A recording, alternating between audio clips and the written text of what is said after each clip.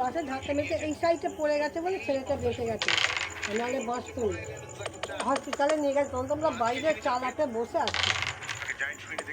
আর মা আবার ওই বাসেতেই ছিল, ওই মা বলছে কাদের ছেলে বাবু, আর মাই আবার বলে গেছে যে কাদের ছেলে ওইভাবে পড়ে গেল।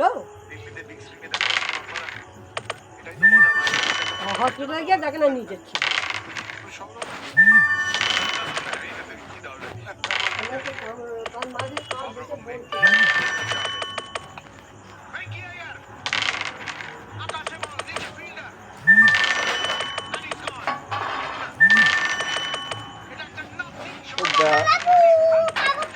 কেটে খাইয়া হচ্ছে বাল ছেঁড়া পুলিয়া।